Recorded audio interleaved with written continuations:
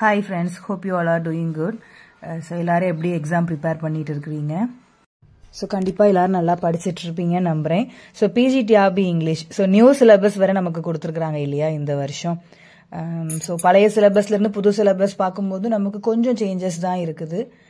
So புதுசாக prepare பண்ணுற எல்லாருக்குமே நான் சொல்கிற ஒரு விஷயம் என்ன அப்படின்னா, நோட்ஸ் நிறையா நம்ம கலெக்ட் பண்ணிகிட்டே இருக்கிறதுல டைம் வேஸ்ட் பண்ண வேண்டாம். ஸோ இப்போதைக்கு உங்களுக்கு என்ன நோட்ஸ் எல்லாம் கிடைக்குதோ அதை வச்சு ப்ரிப்பேர் பண்ண நம்ம ஸ்டார்ட் பண்ணிட்டோம்னாலே நமக்கு போதும்.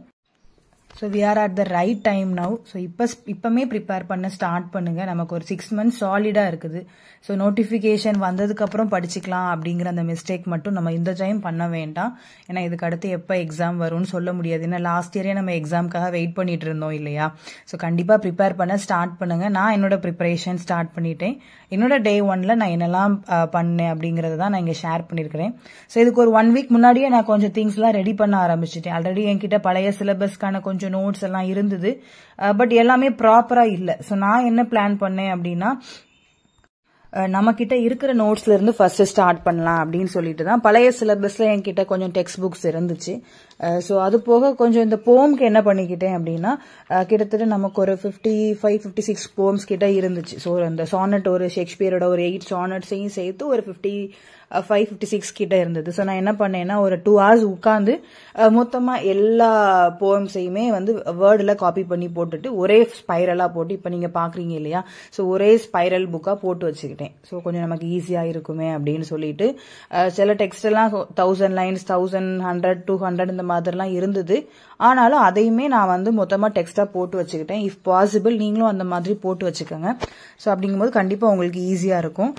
என்னோட Day 1ல் நான் என்ன பண்ணேன் அப்படின்னா, லைஃப் ஆஃப் மில்டன், சரி கொஞ்சம் ஈஸியாக நம்ம கிட்ட இருக்கிற புக்ஸை மட்டும் ப்ரிப்பேர் பண்ணுவோம்னு சொல்லிட்டு லைஃப் ஆஃப் மில்டன் எடுத்து கொஞ்சம் பாயிண்ட்ஸ், ஒரிஜினல் டெக்ஸ்ட். ஸோ எல்லாருக்குமே நான் சொல்ற பாயிண்ட் என்ன அப்படின்னா, ஒரிஜினல் டெக்ஸ்ட் ப்ரிஃபர் பண்ணுங்க. நமக்கு டைம் இருக்கு இல்லையா. ஸோ ஃப்ரெஷ்ஷாக ஸ்டார்ட் பண்றவங்க எல்லாருமே ஒரிஜினல் டெக்ஸ்ட்டை ஒரு 4-5 times ஆது ரீட் பண்ணிருங்க கட்டாயமா. Even though if it is a prose or drama, அதெல்லாம் டசன்ட் மேட்டர். உங்ககிட்ட இருக்கிற அந்த என்னென்ன காப்பீஸ் இருக்குதோ அதெல்லாம் ஒரிஜினலாக ரீட் பண்ண ஸ்டார்ட் பண்ணுங்க.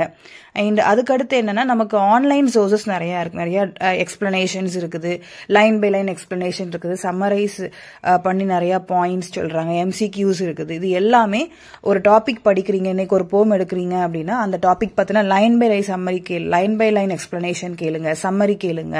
அதுல என்ன MCQs இருக்குன்னு பாருங்க. என்னென்ன இருக்குதோ எல்லாமே அதுலயே நம்ம மார்க் பண்ணி வச்சுட்டோம் அப்படின்னா ரொம்ப ஈஸியா இருக்கும். ஸோ ஃபுல் டைம் ப்ரிப்பேர் பண்ணுறவங்க உங்களோட டைமை நல்லா ஸ்கெடியூல் பண்ணிட்டு, ஸோ நான் இப்போ மார்னிங் ஒரு 2 hours உட்காடுறேன் அப்படின்னா அந்த 2 hours முடிச்சது தான் எந்திக்கணும். ஸோ அது வரைக்கும் அரை மணி நேரத்துக்கு ஒருக்க எந்திரிச்சு போகிறது இந்த மாதிரி விஷயங்கள்லாம் பண்ணாமல் கண்டினியூஸாக ப்ரிப்பேர் பண்ணுங்க. ஸோ உங்களுக்கு எந்த இடத்துல உட்காந்து ப்ரிப்பேர் பண்ணால் கம்ஃபர்டபுளாக இருக்கும், டிஸ்டர்பன்ஸ் இல்லாமல் இருக்கும் அப்படின்னு தோணுதோ அந்த இடத்துல உட்காந்து ப்ரிப்பேர் பண்ணுங்க. அதுக்காக ஒரே மைண்ட் செட்டாக எனக்கு சத்தமே இருக்கக்கூடாது, நான் அமைதியாக இருந்தால் மட்டும்தான் நல்லா படிக்க முடியும், எனக்கு அந்த மாதிரி என்விரான்மெண்ட் வேணும் அப்படின்னு மட்டும் நம்ம மைண்ட் செட் பண்ணிட்டே இருந்தோம்னா நம்மளால ப்ரிப்பேர் பண்ண முடியாது. எந்த இடத்துல உட்கார்ந்தாலும் 10 பேர் நம்மளை சுத்தியே இருந்தாலும் நம்ம ஒரு சின்ன நோட்டு வச்சுட்டு ஒரு புக் வச்சுட்டு நம்ம ஒரு 4 பாயிண்ட் ரீட் பண்ணிட்டே இருந்தோம்னா நம்ம மைண்டுக்குள்ள அது போயிட்டே இருக்கும். ஸோ நம்மளோட கோல் ஜாப் வாங்கணும் அப்படிங்கிறதா மட்டும்தான் இருக்கணுமே தவிர வேற எந்த ஓல்டு திங்ஸுமே நம்ம மைண்டுக்குள்ள கொண்டு வரவே கூடாது. நெகட்டிவ் தாட்ஸே நம்ம மைண்டுக்குள்ள கொண்டு வரக்கூடாது. கான்ஃபிடன்ஸ், கன்சிஸ்டன்சி இது ரெண்டும் இருந்துச்சு அப்படின்னா நம்மளால கண்டிப்பா கிராக் பண்ண முடியும். கண்டிப்பா எல்லாரும் சொல்லுவாங்க, எத்தனை வருஷமா படிச்சுட்டு இருக்கிற, இன்னுமா நீ பாஸ் பண்ணல அப்படின்னு சொல்லுவாங்க. ஸோ மற்றவங்க சொல்ற எதையுமே நீங்க காது கொடுத்து கேட்காதீங்க. நம்மளோட கோல் ஃபர்ஸ்ட் மந்த் சேலரி நம்ம கையில வாங்கும்போது நம்மளோட ஃபீலிங் எப்படி இருக்கும் அப்படிங்கிறத மட்டும் நீங்க நினைச்சு பாருங்க. ஃபர்ஸ்ட் டே ஸ்கூலுக்குள்ள என்டர் ஆகும்போது நம்மளோட மைண்ட் செட் எப்படி இருக்கும் அப்படிங்கிறத மட்டும் நீங்க ஃபீல் பண்ணுங்க. அதை நினைச்சிட்டே ஒவ்வொரு நாளும் படிக்க ஆரம்பிங்க. கன்சிஸ்டன்சியோட இந்த 7 months கண்டிப்பா படிங்க. நம்மள கையில அந்த வேலை நிச்சயமா கடவுள் கொண்டு வந்து கொடுப்பாரு.